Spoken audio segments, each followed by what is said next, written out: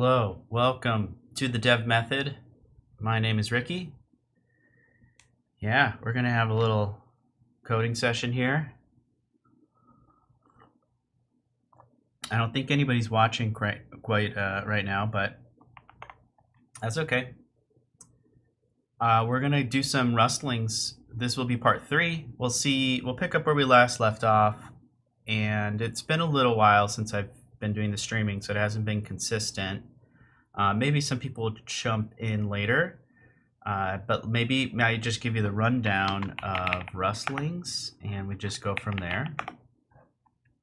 And that might help figure out what to expect. So rustlings.rust-lang.org. Essentially, it is a little bit of what you see here, that you run in a terminal these exercises, and they're numbered from like 0 to some number, and you have a bunch of different steps, and you're basically using that that window there, whatever you're seeing on the left. I mean, wherever you place it on your screen, it doesn't matter, but essentially you're going to use that as the output for whether or not you passed the exercise or not.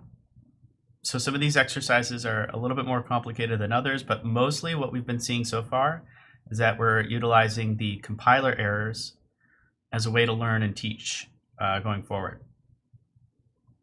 So yeah, that's what we're doing so far. Yeah, so I think that's it. That's all you really need to know. There is some setup here. It shows you how to get this going if you want to try it yourself. Otherwise, you can watch me go through it, and I sometimes need to look up the right answer, and so far I've been okay getting through everything, but it's not always straightforward what the answer should be. So yeah, let's just get started there. I'll minimize this, and we'll just go from here. All right, so I think I just type in Rustlings. All right, and L to check out the list. So here's everything we've done so far. Done quite a bit. Variables, functions, conditionals and if statements, primitive types, move semantics, and now we're on to structs. Super helpful to know structs, and then it looks like enums, and then we're moving on to strings. Let's see how far we can get today, and we'll just go from there. So let's see. I need to go into structs, which is 0. Oh, I should probably just real quick. This is the directory structure that you can see here. Essentially what we're looking for is the exercises folder. And from there, we look at the issues up above or the errors that come up. And we could see what file it's on. So I could see it's the current exercise is 07_struct. So I go there. Looks like it's got a README, so maybe I should read the README before we go forward. READMEs have been pretty bare. They've been just pointing back to the Rust book. So we might go back to the Rust book and just like refresh ourselves with whatever it is we're trying to learn. All right, so Rust has 3 struct types: a classic C struct, a tuple struct, and a unit struct. Okay, sounds exciting. So I bet that's what 1, 2, and 3 are going to be. All right, so we'll see some of the errors here, but then let me go to the errors up above. Okay, so we got quite a few. It looks like it's all relatively the same. So can't find the value green in scope. Okay. Doesn't totally help us, but it looks like it's green.green, green.blue. But then I see another one where it's green.0, green.1, green.2. And then it's got something about a unit struct not found in scope. Okay, so let's take a look at the source code. All right, let's look at this to do. we have I'm looking at four different to-dos. So we have this one here, add the fields that test regular struct expects. Okay, so that looks like 19. Whoops, not 19. 23 down. Okay, so in line 24, here we go. Yeah. All right, so I think what it needs us to do is if we did red, and I don't know what these are, so I'll just say I32 for now, since that's usually the default. Green and blue. And so I'm thinking what we could do here is we show how a struct can be constructed. So let me center this here so you guys can see. What is that struct called? Color regular struct. So that's the first thing that comes first. Color regular struct. And then you do an open wing brace and a closed wing brace, followed by a semicolon for the end of the line. But the thing here, and you don't have to put this on separate lines, but I'm just going to do on separate lines just to be simple. Is the thing here is you just assign the variables very similar to like JavaScript or JSON notation. So for example, green. Oh, well, let's start with red. Red. And it looks like that's supposed to be 0. This is green. So 255, which is the highest RGB value. And then blue is 0 here. So if I save that, that should at least satisfy the compiler issue. And then let's move up here. Let's see. All right, so that I do see the errors, they went away. Okay, so let's go back here. So that's one way to initialize your struct. It's not necessarily the convention, so maybe we'll go into that later, but that is a way to construct the structure. And this is pretty fixed. You know, like at least right now, the way it is, there's really not a customizable approach to constructing this struct. You have to initialize all of its properties. So if we didn't do this, we'd have an error. And you can see here, it'll say it's missing the blue field. So yeah, you're going to need all the structs, or all the properties of this struct, or all the fields, I think is what it's referred to, all the fields of the struct. So let's do tuple structs next. So if I go up here, I have another to do, and it says add the fields that test tuple structs. So add the fields that test tuple structs. So I think what this wants us to do is we just put in like a red, again, I'll use I32, or maybe we'll use U8, red, green, U8, and then blue, and this will be U8 here. All right, maybe go like that. All right, so here's the thing with these tuple structs. So notice we have these red squiggle lines. Now we had the fields named before, so that's what they called the regular struct. But now we add these names, colon, and then the type, and something weird's happening, right? So it says that there's a syntax error because we got to do this. Yeah. So basically, whoops, put a U in there. Basically, we're just going to type it out like so, and it's like kind of assumed that we might understand what each position of this struct is. So this is almost like an array or a vector where it's 0 index. So this would be 0, this first one. And then the next one would be 1. And the last one here is going to be 2. So you don't just do 3. Maybe you do 1. Maybe you do 2. Maybe you do 10. You know, however many properties you think you need there. I'd say probably going beyond 3 gets a little confusing. 4 is probably okay sometimes, depending on what you call the struct. But it gets a little bit more confusing, and that's why you primarily use what they call the regular struct here. So you have some named fields. So yeah, just something to think about there. So if I go down further, let's just see here. We need to instantiate what we call a green. So we'll go tuple struct, color tuple struct. Okay, so the way we construct it is actually, instead of with the wing braces, we use the parentheses now. So we'll say this one's 0, 255, and then 0 again. And we should be all good to go. So there we go. Yeah. Now the last one, instantiate a unit struct. So unit usually means it's kind of like void, like there is nothing there. So like in a void function return, you have nothing returned, no return statement. So a unit struct here is just showing, at least I think what it's trying to tell us here, is that there's no fields at all.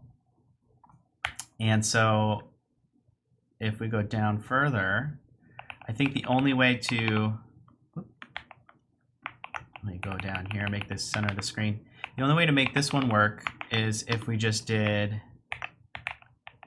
a unit struct and then open close parentheses like this. So that means there's something there, but then there's really no fields for it. And so then it'll probably tell us like in a format message. Okay, so it's just giving us the type. I know we haven't really seen this part here that's in this format. So format's kind of like the println. So I don't know where you are with Rust, whoever's watching, but this format is a macro because it has the exclamation point. So that's the biggest thing now. Let me double check. Yeah, our font's pretty big, maybe one more bigger. But basically what I'm looking at here is a format string. So this is like, with the open and close parentheses, it's a way to say like, all right, I want this string, and it'll be capital S string, stored in message. But in order to do that, we need to interpret what is going on between these winged braces. Okay, so notice there's an S there. That's not required. That is this. We're only talking about what's inside the wing braces here. So you have the name of this variable. So that's the first thing that needs to be in place. But because it also implements derive, we use :?? to give us like its debug. Or it doesn't implement derive. It derives, sorry, it derives an implementation for debug. So that's what this is saying here in this format string. So this is also something you can use in println as well. But right now we're using it in format because we're going to basically construct a new string, and then we're just comparing the two with this assertion here. So that's what that's saying. So I think all of our exercise is done, and we can move on. So let's move on. All right, next. Structs 2. Okay, let's take a look here. All right, so create your own order using the update syntax and template above. Okay, so we have name, year, made by phone, made by mobile, made by email. Okay, cool, cool, cool. All right, so they got something called an order template, and they just want to check to see that we have, I guess, changed the struct so that all these tests pass. Okay. So yeah, notice we're getting closer to more of the convention where you have some sort of function, as you could see listed here, and it creates the order for you. So now here we could see we have the order struct with all the different fields, and you can see all those fields have types. And here they've used the constructor for it, so they've constructed the order, they've initialized its value, and it is returned when calling this create order template. Okay, so now if I go down below, now it's saying create your own order using the update syntax and the template above. Okay, so I believe what they're talking about, and I don't use this part very often, but we could do order like so. And then if we do, I think it's just the 2 dots and then order template. That is the update syntax I think that they're alluding to. That is in the book, in the Rust programming book. So what it does is it took every single one of those properties and then assigned them to whatever value, basically copied the values over from one struct to this other one. So it's kind of like making a copy of this struct. That's essentially kind of what we're looking at. And we can do this because all the properties are known at this time. But one thing we do need to do is we need to update some of these properties. So like let's take a look at name. So name needs to be different. Hacker in Rust. Yeah. All right, so notice here, this is normally how you'd write it in something like JavaScript. You're gonna use the spread operator. We have an issue. Cannot use comma after the base struct. The base struct must always be the last field. So all it's saying is that this goes actually at the end, okay? And I don't think it has a comma there. There we go. Hacker in Rust. So there's something wrong with this. Probably, maybe it's a, okay, yeah, capital S string. So we'll do string from, there we go. All right. So basically, similar to what we had before, copies all the fields, but now we're saying when you get to name, we want this to be the name. So if I go back up and I go to our failed tests, all right, so it still says failed. But we're not failed on the name. We're failed on, let's see, line 48. Whoops.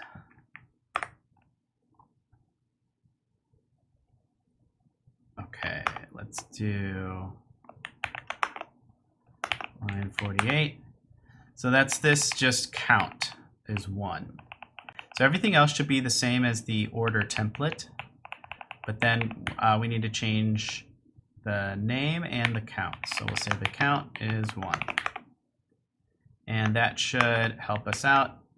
Yep, there we go. We got it. All right.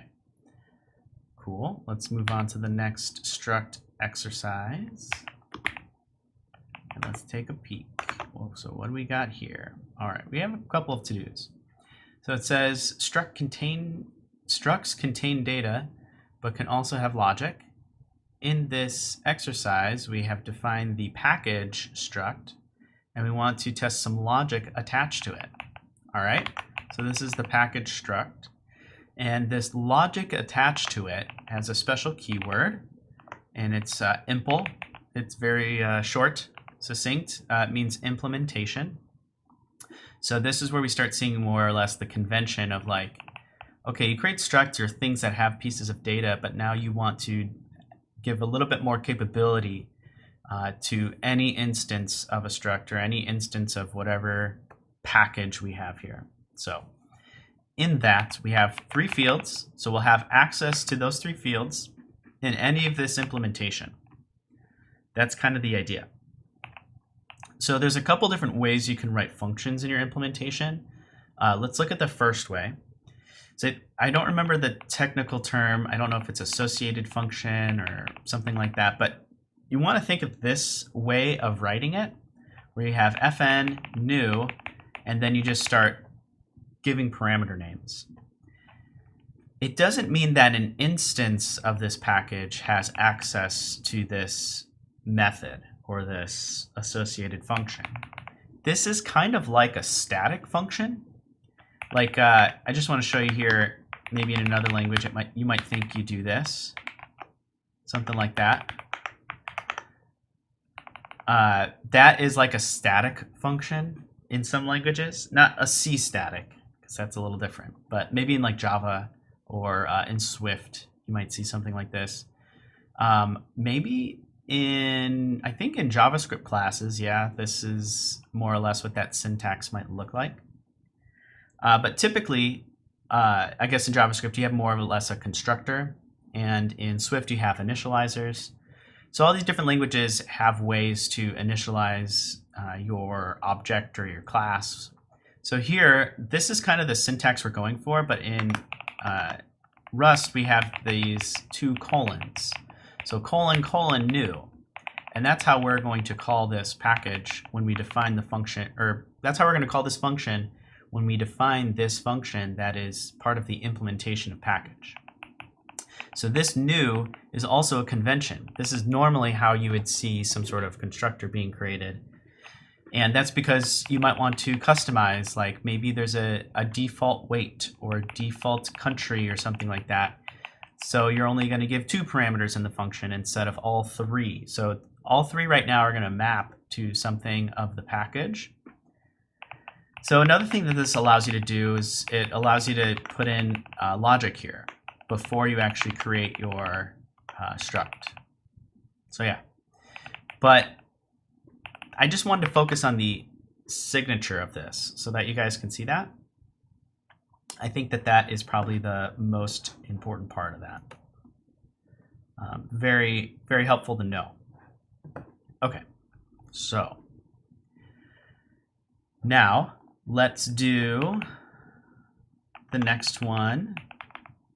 So here's our to-dos. Notice this function signature is a little different. So don't focus on what the to-do says right now, but focus on just the function signature. See how it says is international, but then it has this ampersand and self. So it's a reference to self. So this is how you're telling Rust that if I have an instance of this struct is called package. So if I have an instance of package, then I can access its fields that it has. Now this is a borrowed reference because as we know with functions from the previous Rustlings exercises, if we didn't have this ampersand, it means that this function would take ownership of itself and therefore be dropped at the end of this. So that's not what we want. We usually want to start with something that is a reference to self, so that we're borrowing self, we're not necessarily doing anything else, and we can't even mutate what's in here either. This is more or less, you maybe want to think of this as like a special getter. So it's saying like, okay, you have these 3 fields. How do I define what is international? So that's what this is saying here. You can, as we see here on the next couple of lines, there's get fees. So I do have a reference to self here, but then I have extra parameters on this as well. So let me show you what some of this looks like in some pseudocode. And I'll just call, the package here. Let's say we did new, we added in all this good stuff here, but then we want to use P and we want to use is international. So it'd be like is international, like so, open and close. So it's not like we pass in P here. We wouldn't do that. We would just call it like so. So this single dot represents, okay, we're passing in self. Rust knows that it's borrowing, so then it's going to pass it in here for this method, this like instance method that we have. So that's the idea. With get fees, let me just show that one. Get fees. It would still be like this, but now we have that added parameter on the function. So just like before, we would just type in our value. So here we go, typed in a value. So the first argument we omit from this instance function or this instance method, but all the other parameters after that we do include. So that's how that works. So now let's fill in these implementations, and that way we can move on to the next exercise there. All right, so add the correct return type for the function signature. Okay, read the test to use this method.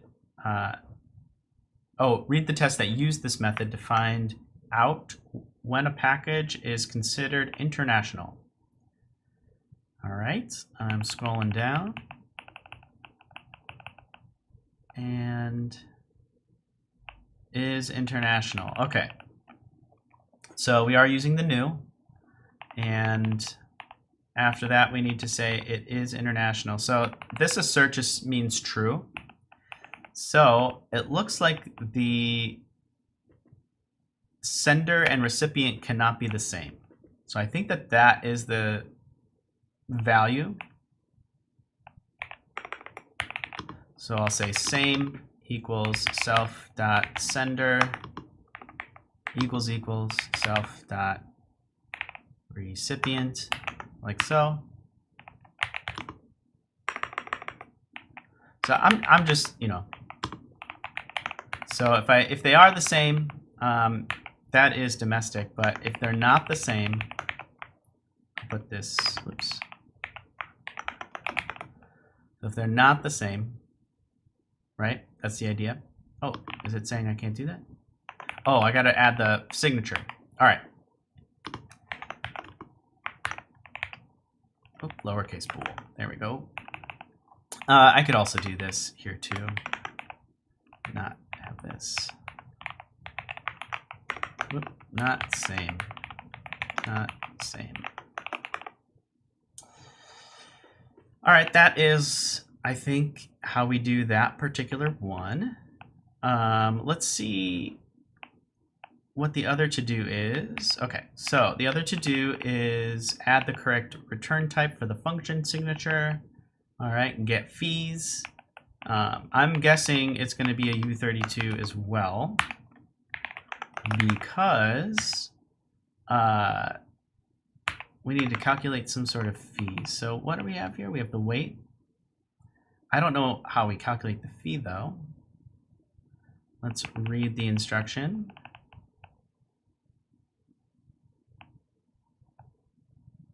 Okay.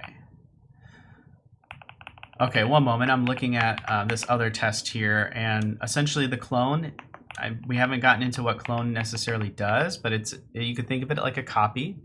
So it's going to be Canada for both of these. So I think our logic still stands there. All right, let's look at the calculate fees. So if it's Spain and Spain, the cents per gram looks like it's 3. Okay, so I guess what we need to do is take whatever's passed in times 3. And that's how we're going to figure this out. All right, so that should be easy. So we do cents per gram times 3, and that should be it. I'm going to add the return here just to be explicit so you guys can see that. And if I go down, I think that was the last. Yeah, okay, so that was the last test. Oh, but I didn't pass them all. 3 passed, 1 failure. Oh, let's scroll up. 9. Oh, interesting. Okay, so, oh, weight in grams. What did I say? Let's go back up. Oh, okay. I see. So that's the cents that we're passing in. So weight, self-weight in grams times cents per gram. Okay, that makes way more sense. All right, let's just go back down just to double check. Read through it slowly. All right, so we have the weight in grams, but then we're giving 3 here. So then, yeah, 3 times 1,500. All right, now it should be good. All right, exercise done. Nice. Okay.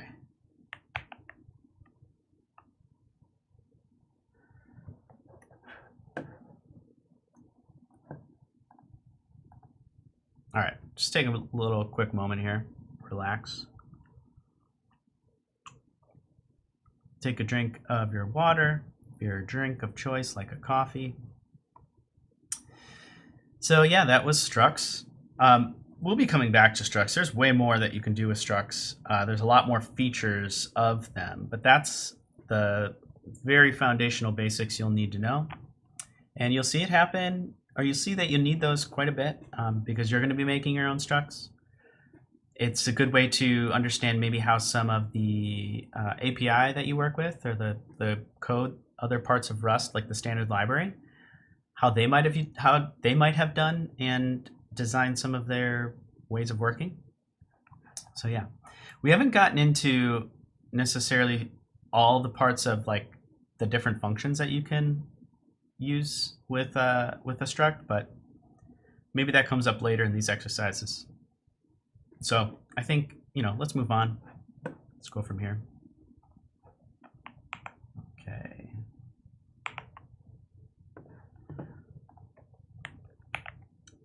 All right, next. All right, now we're in enums. All right, let's look at the README for enums. Rust allows you to define types called enums, which enumerate possible values. Enums are a feature in many languages, but their capabilities differ in each language. Rust enums are most similar to algebraic data types in functional languages, such as F#, OCaml, and Haskell. Useful in combination with enums is pattern matching, and this makes it very easy to run different code for different values of enumeration. So you'll see what that means if you haven't seen this before.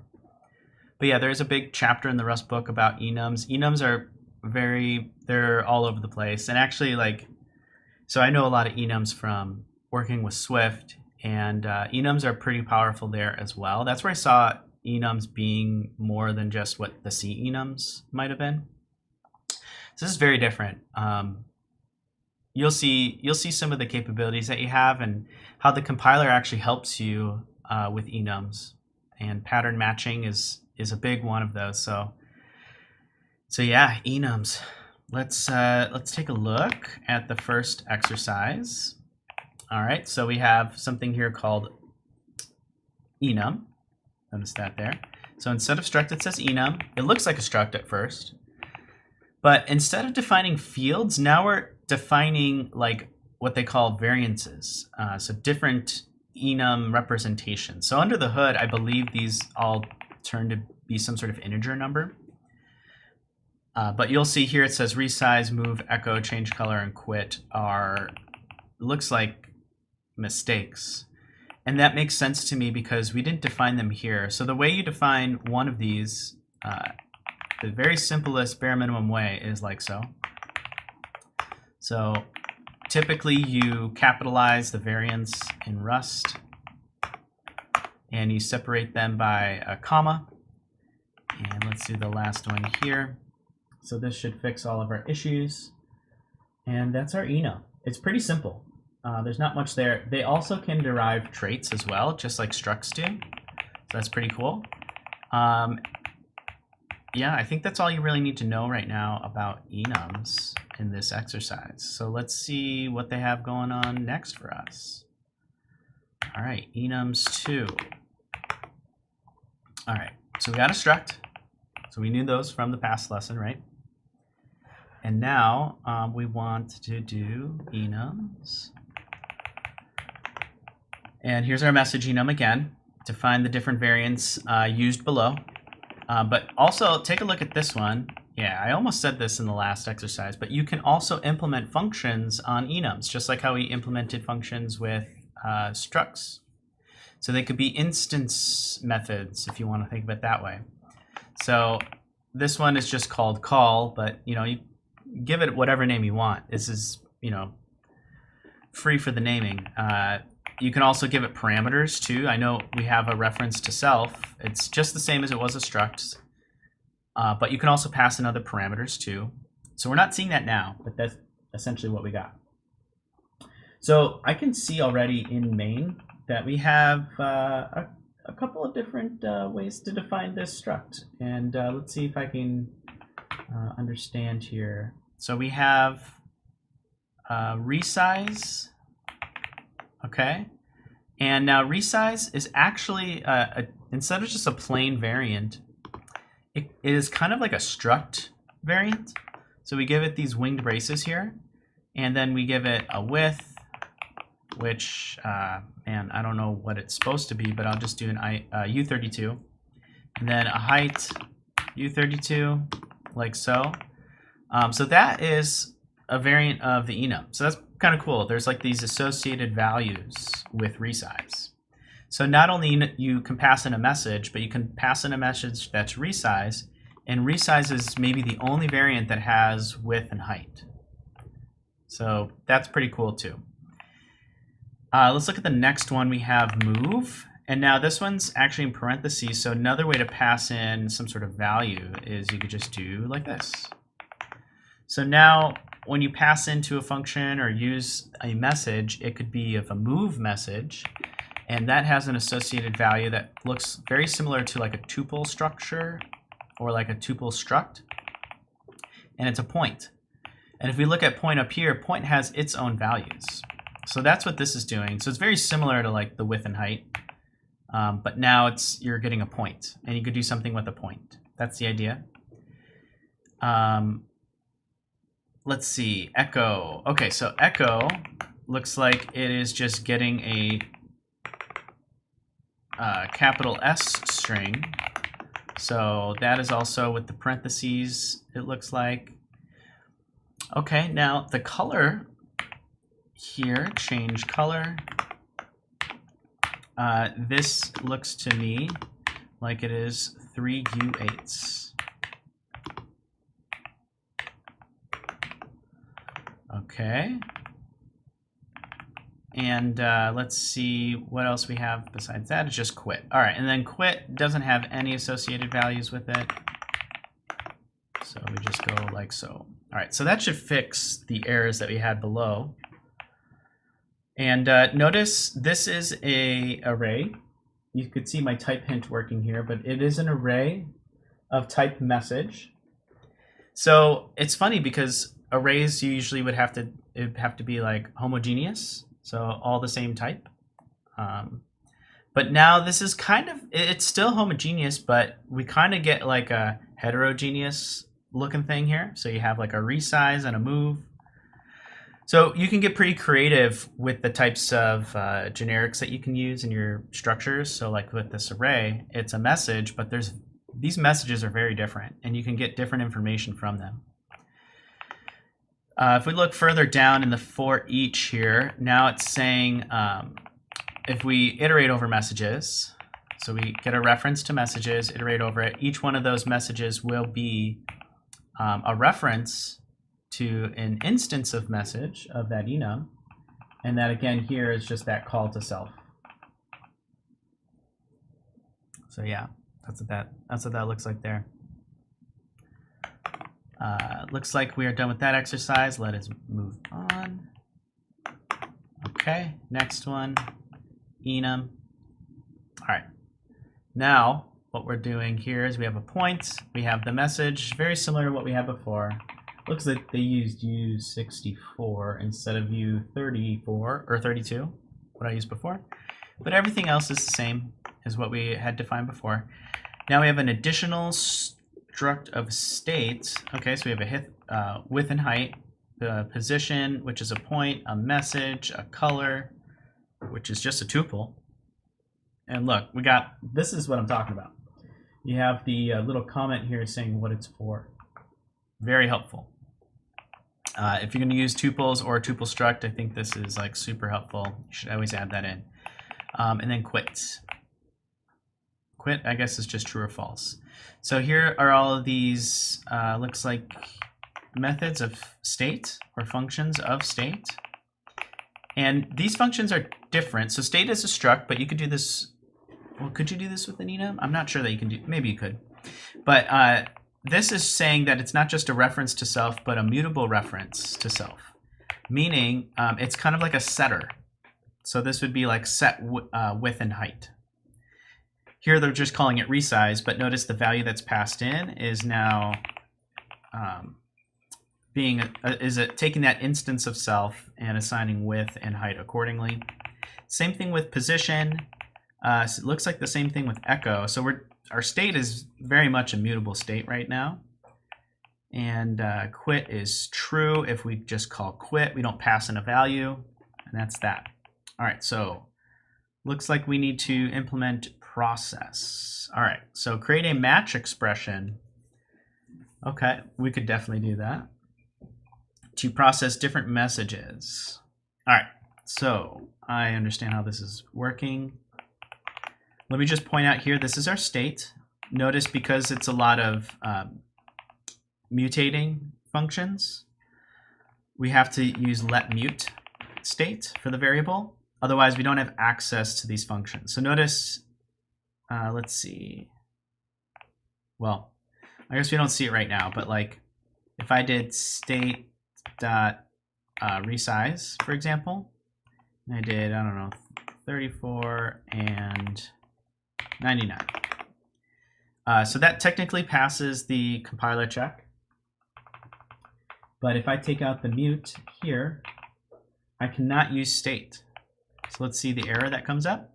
Cannot mutate immutable variable state. So not only is it let here, so it's immutable, it's also reinforced here with all of these different functions. So I can't take an immutable variable and then mutate its values. See, it has to be mute, so a reference to mute. So that is the idea. So if I go down, here we go. Change this back to mute. Take out this resize. So I have the width and the height. Got the position. So it looks like we're calling process and we're passing in a bunch of different messages to the state. All right, this is super helpful here to see how it could be used. So we have here a message of resize. So we'll need to adjust the width and height accordingly. Same thing with the moving for a point, the echoing, changing the color. So yeah, and then it's going to double check that those are the values of its fields. So let's go back here. So how could we do that? Well, you might first think that you do something like this. Message equals, you know, message of quit. You know, like an if like this. You know, something like that. Which yeah, it's not gonna work. You can see here, cannot apply this equality to the struct, right? So there's a couple different ways to do this. The one that they're showing you right now, we're gonna return a value of a match.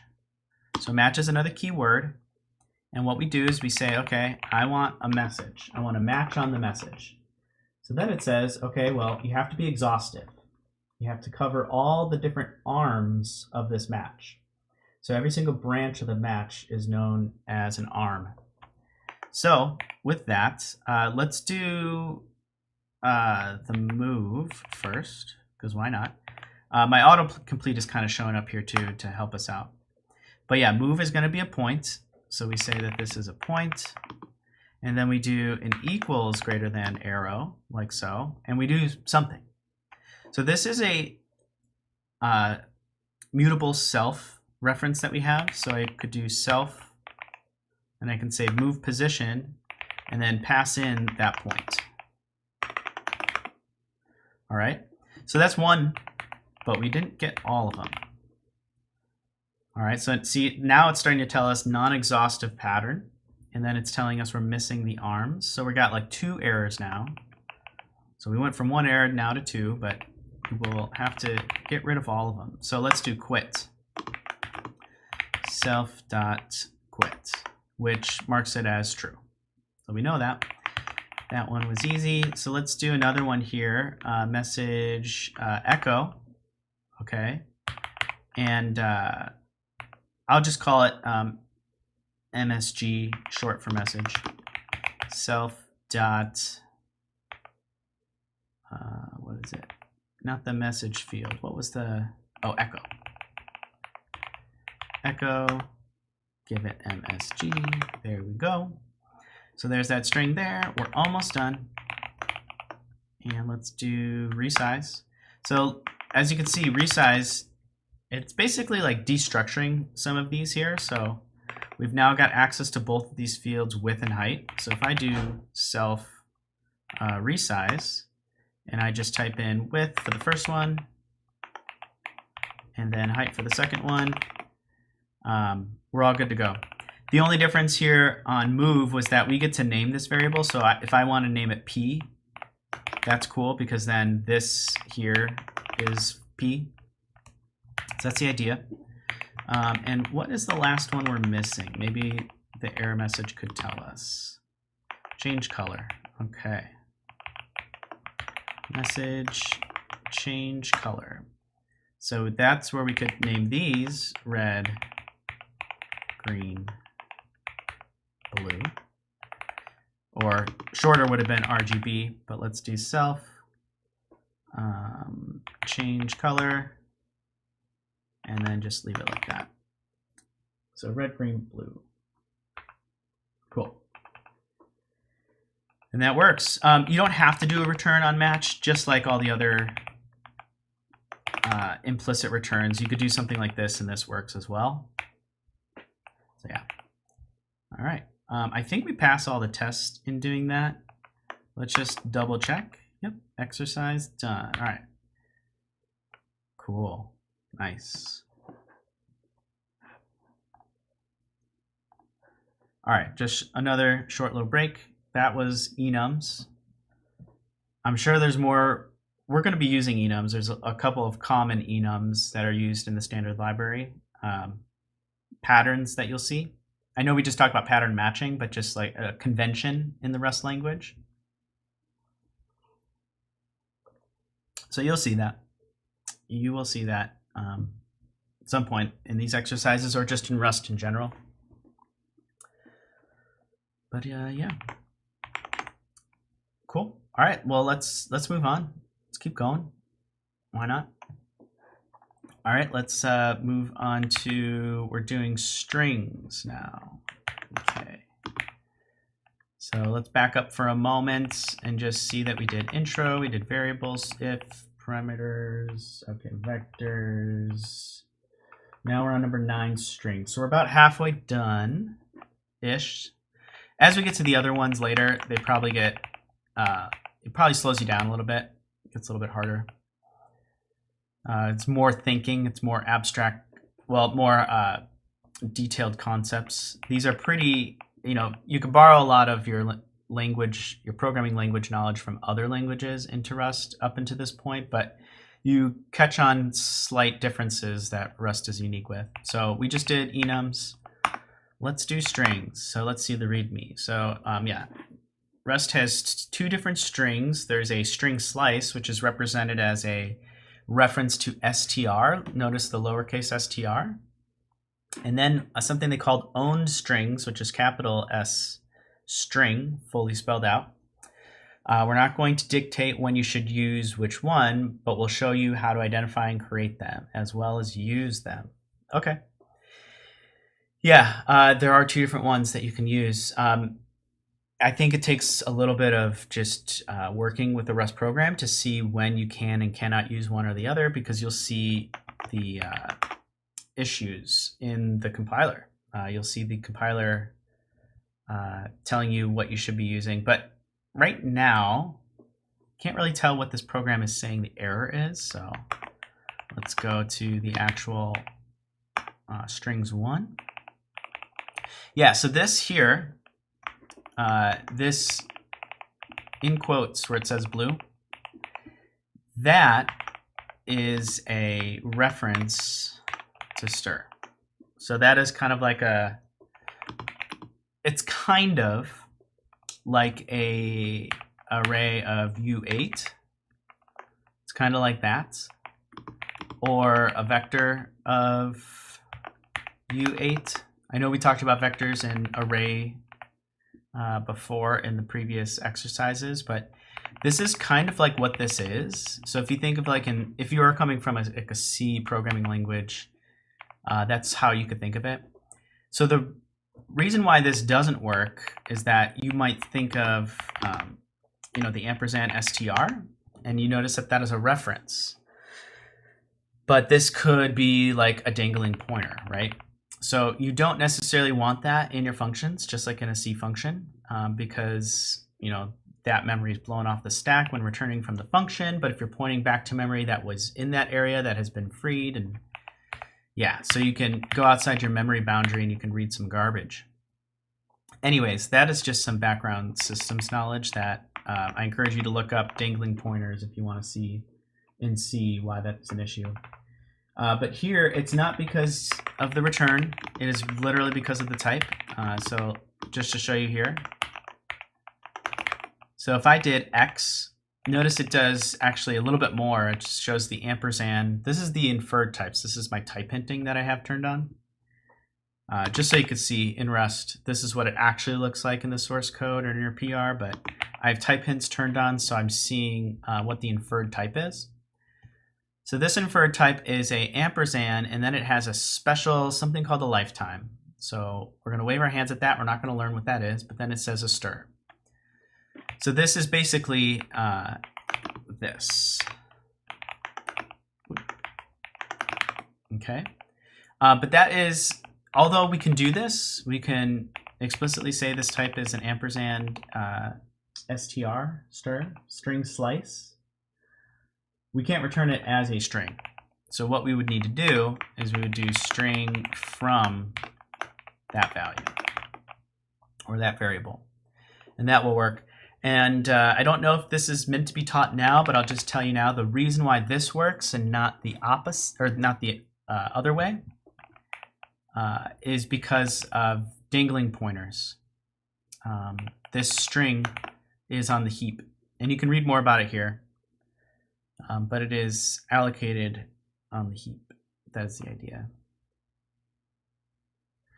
Actually, let me see if I can highlight this for you. Oh, the highlight doesn't show up too bright, but yeah. Heap allocated buffer. That's what that is saying. So yeah, that's that. I think we are all done there. So it's just blue.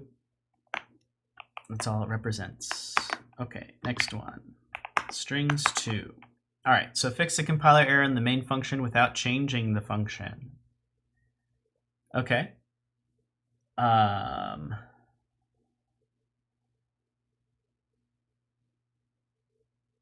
Okay, we don't want to change this function. Notice it takes in a string slice, and it returns a Boolean. So actually, this is fine.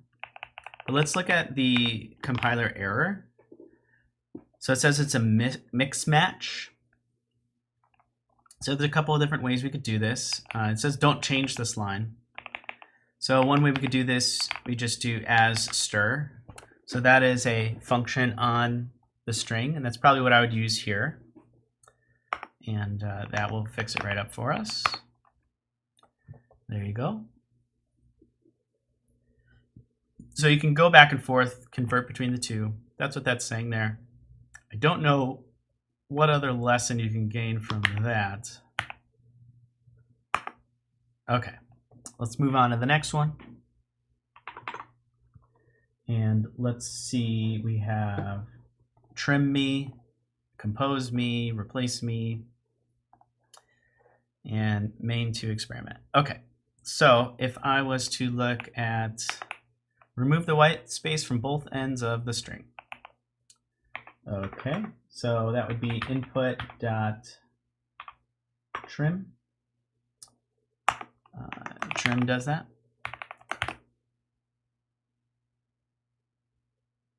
So it returns a string slice, deleting trailing space.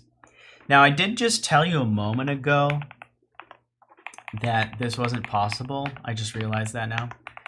Obviously it is here, but something I want to at least point out is what we're not seeing is something called lifetimes, which makes this possible. I'm not going to go into this now because it's a lesson for later. I saw it down the road, but technically this is possible. So sorry I told you it wasn't possible. This exercise is showing that it is. So I'm going to leave that at that. All right, so now let's move on to the next one, compose me. Add space world exclamation point to the string. So a couple ways to add strings together. We saw this actually in a separate exercise, but I'll use, in this case, I would use the format macro. And we could do what I would call like string interpolation. So we would say like, this says add it to the string There are a couple ways to do this. This is how I do it for this string, since it's a capital S string that we want to return.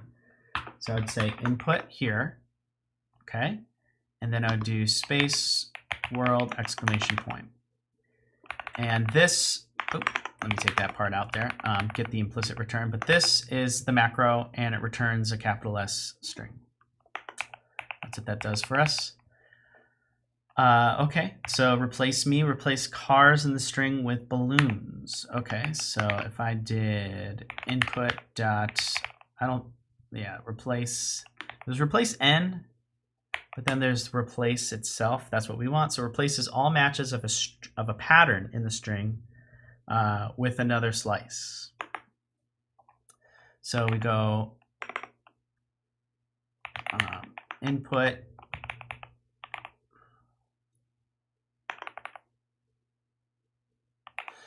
replace cars in the string with balloons. Okay.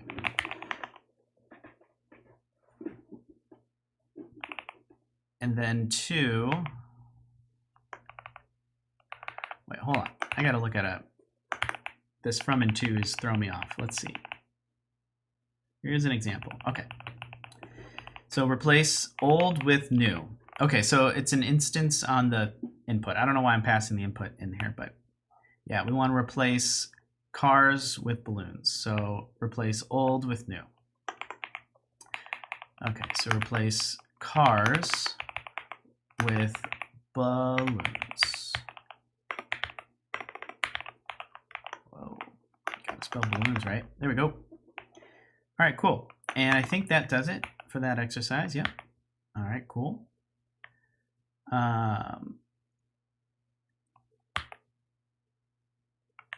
Strings 3, we're on strings 3, okay. And let's see, strings 4. Okay, strings 4. Got a placeholder.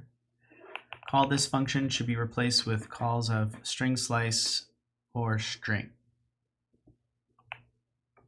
Okay, so it's saying here are a bunch of values. Some are string and some are slices of a string. Your task is to replace placeholder with either string slice or string. Okay.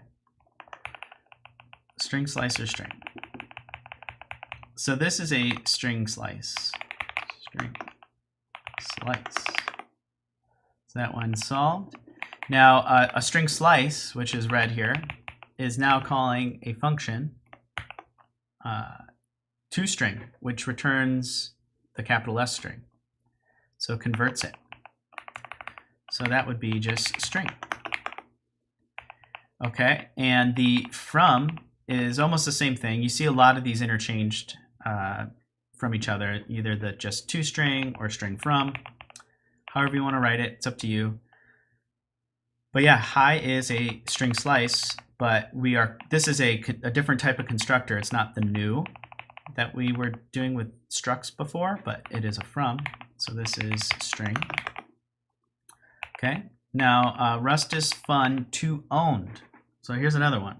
Let's actually look at this one. So it creates owned data from borrowed data, usually by cloning. So because it is a ampersand str, it is technically borrowed. And you could see here, actually in its usage, under the basic usage here, we have first S, which is represented as this string slice. And then we call toOwned, it actually returns a capital S string. But toOwned is not just a string method. This is actually something you see with a lot of different built-in types of the standard library.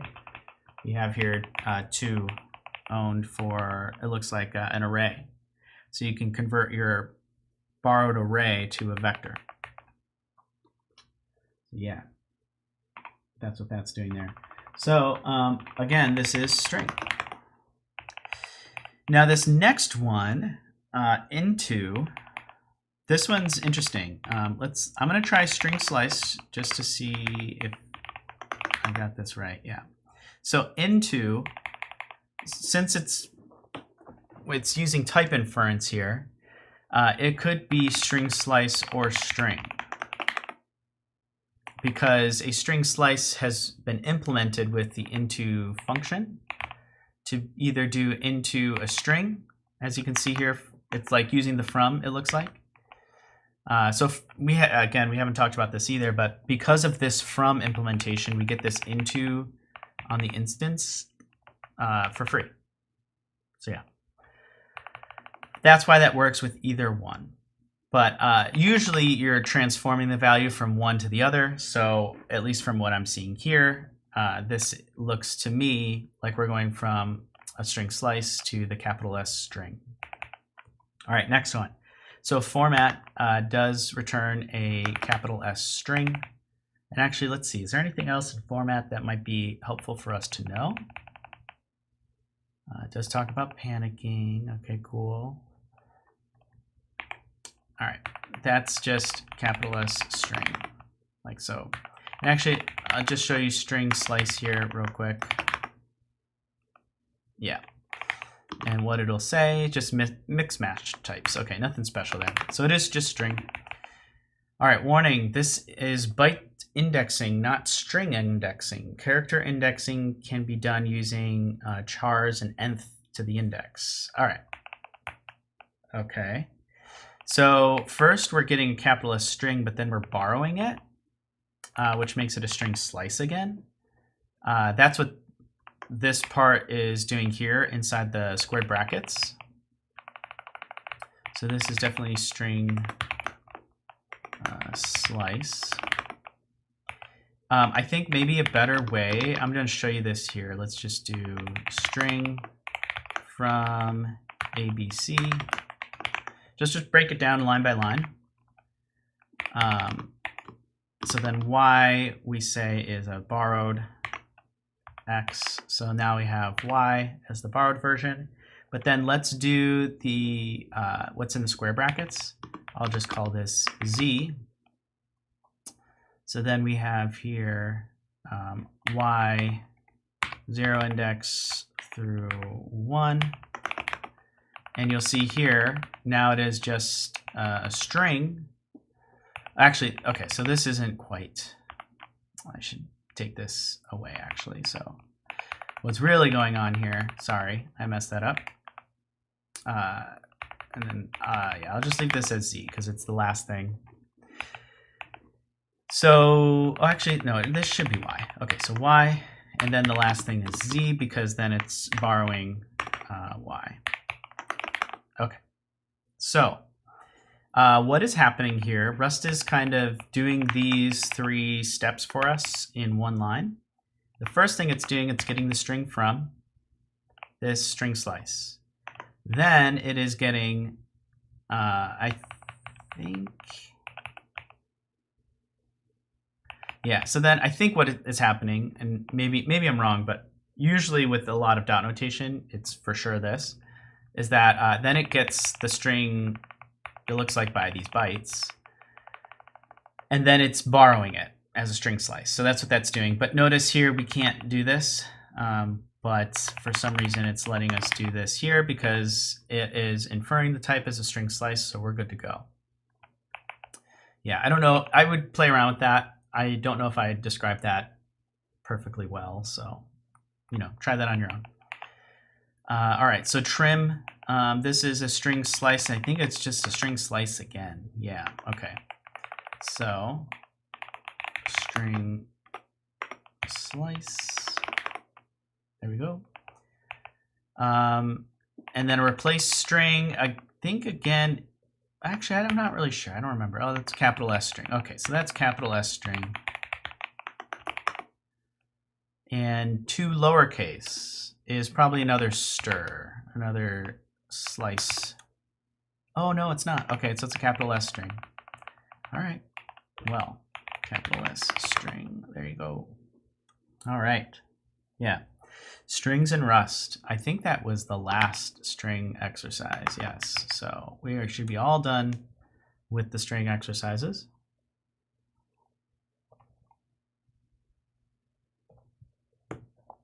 Just taking a quick pause there. Okay. Modules. All right.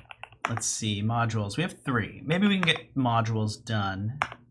Let's see here. All right, let's look at the README for modules. In this section, we'll give you an introduction to Rust module system. The module system, managing growing projects. I do have a YouTube video on this if you want to see more in-depth content based on the reading book, but you'll see me struggle through that section, which I know some people struggle through that part because the book's is weirded, maybe slightly not easy to follow. So it's worded in a particular way that maybe the video will help you. So take a look at my video on my channel for that. It's managing a growing project. Okay, let's fix the compiler errors calling a function. All right, I see a new keyword. That is mod. So we have seen enum there, we've seen struct there, we've seen fn, we've seen let. We have another one, mod, and it is short for module. So we have here a factory. It's saying it is the sausage factory. Okay, so don't let anybody outside this module see this. That's what get secret recipe. But now we want someone from outside this module to see this. So modules are particularly used for like access, but then also for organization. You see this with the standard library all the time. Like for example, std, that is a module. And then stir is actually its own module. What's another one? Mem is its own module. Marker, another module. And modules can have other modules. Sometimes they don't. But yeah, here's the mem module having this offset of macro that we could use. And actually, I think put it in here. Yeah, now I'm getting a little bit more autocomplete, but they could have functions, they could have structs, they have macros, they have all sorts of things. So here, this particular module has only 2 functions, and this one we can't get from the outside, but this one we can. So notice here it is saying that the issue is private function. So another keyword that we put in front of a lot of different things, not just functions, but we put it in front of anything we want to expose. And one more parent level out, we do pub. So here we have a module with 1 private function, 1 public function, and we know that because it's marked as pub. And notice we don't have the error anymore for this. But our public function can call private functions within the module. So we can, yeah, we could do this level of indirection here. So that's what we're getting at. And I think that solves that one. So let's move on to the next thing. Let's move on to module 2. Okay, so you can bring module paths into scope, provide new names for them with the use and the as keyword. Okay. Yes, especially because depending on your use case, you know, you're pulling in a bunch of different crates or different libraries, and maybe both of them have fruit in them. I know there's fruit on the screen here, but you could have like the same name, and there could be a collision there. So that's why you use the as. So you know, cucumber from one and a cucumber from another. It's got the same name. There's only so many names you can come up with, right? So there could be a clash. So that's why you have the as keyword. So to do, add the following use statements after fixing them. Okay. So there's a couple of different ways to do this. We could qualify it up here. So we say use delicious snacks, and then we say fruits. Okay. And then we also have veggies. So we would then, you would think, veggies. Okay, so we have 2 different use statements. So this does work to a certain extent. Unresolved import, fruits. All right, so now the issue is the module is private. Okay, so we need to mark these as being public. Okay. Public. And now we should be all good to go. But now these U's don't need to be there anymore. We are actually using just the module name itself. So we could shorten this down to this. And now what do we have as an issue? All right, so the delicious snacks is defined multiple times. Okay, cool. Must be defined only once and inside the module. Okay. Yeah, so I guess if we were in a different file, this would make sense. Like this module is in a different file, but this is normally how you would do this to make these lines work. All right, let's just do that. All right. Now here's the other thing. Let's see what the issue is here. Cannot find the fruit in the module. Delicious snacks, not found in delicious snacks.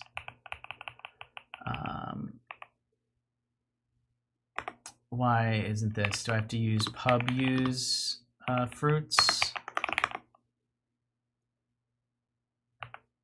Oh boy, I think I'm missing the point of this particular exercise. So the name fruits is defined multiple times. I think maybe it is mod delicious snacks fruits. Or just mod fruits. Yeah, I don't know. When it's in the same file like this, I'm getting confused here. Let's see if we got a code action to help us. Oh, inline macro, that does not work.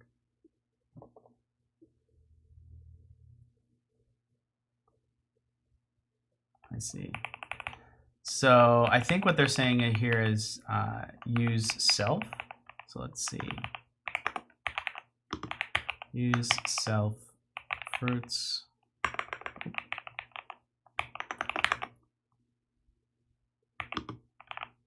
As fruits. That doesn't make any sense. Okay, so this is saying fruits is defined multiple times. Oh, maybe we're saying use self delicious snacks. Nope. Oh man. Okay, let's go here. I even forget all of this stuff. All right, let's go to Firefox. All right, packages, crates.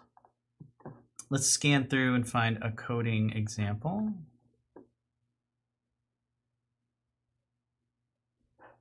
Yeah, so you can use it at the crate level. Oh, and then pub. Okay, so I think what I need to do is I need to do pub mod delicious snacks fruits.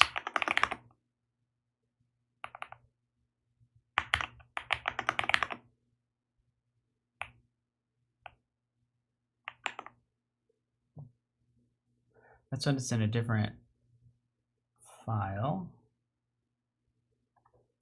Okay, so this is very similar to what we have here. You could also split it out into individual folders. Yes, we know that.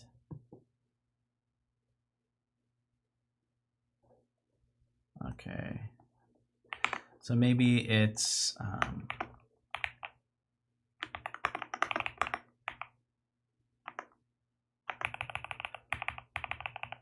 is it self delicious snacks? Oh, this says fruit, but it's fruits. Veggies. Was that misspelled the entire time? Fruit. I see. So I think I missed this here. So use delicious snack fruits as fruit.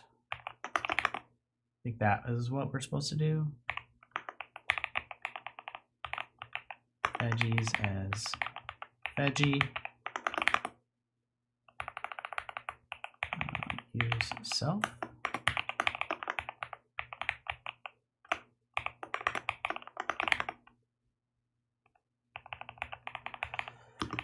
No? Okay.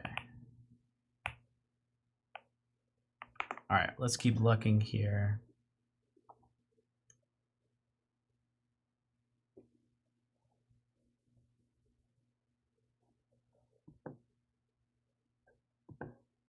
Pub.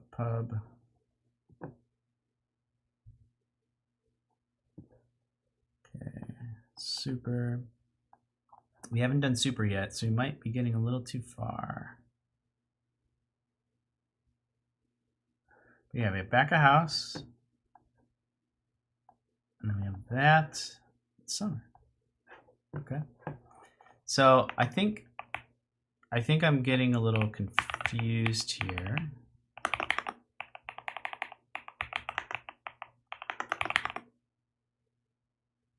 I think this is supposed to work, no? Expected value.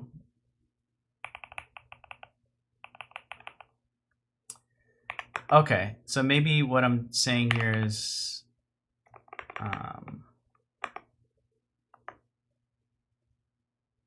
add the following two use statements. Okay. We're saying this as fruit. Oh, and then take this out here. And then this is veggie.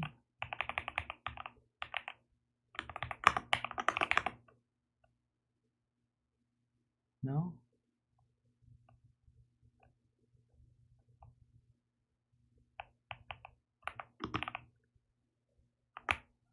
Oh, that is, okay, so then pub. I think that's what I wanted to do. Okay. So yeah, maybe if I slowed down a little bit, I would have seen that we're picking a favorite snack. And we do need to use these two lines here, but we need to expose that we're referencing self, which is the delicious snacks.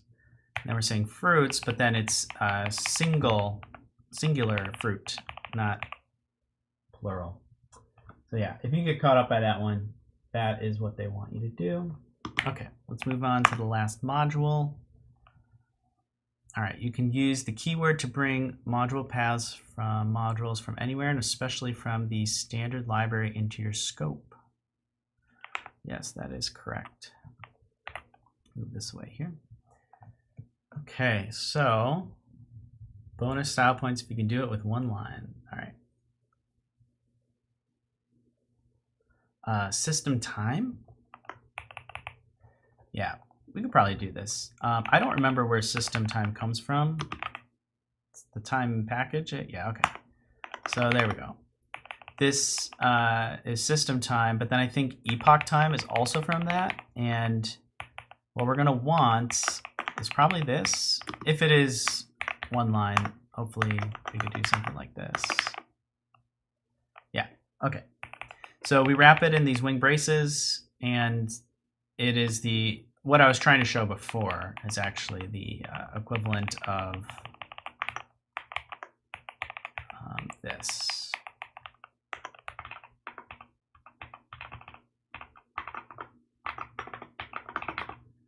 So just to show you, this all in one line is basically these two.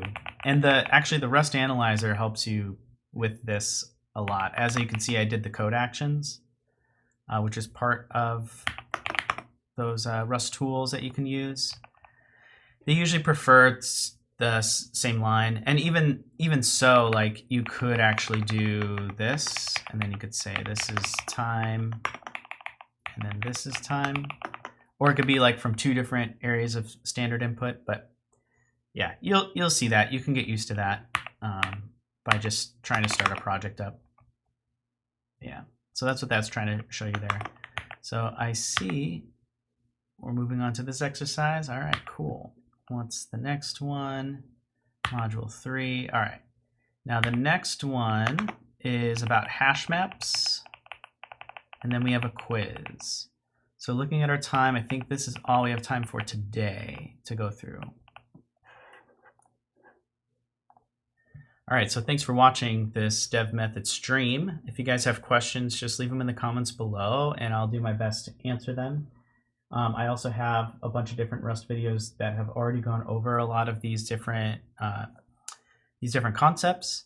And the point of what we're doing here is we're looking at Rustlings, and we're going to compare it to other different ways that you can learn Rust. So you have the videos that I have that are based off the book. So there's the Rust programming book. There's Rustlings here, and then there's also 100 exercises to learn Rust. So I did a full past stream, many days on that. And so I'll take those all together and I'll put them into one video and give you guys my take on how this works in terms of what's best for learning for Rust. So yeah, thanks for watching, guys, and have a good one.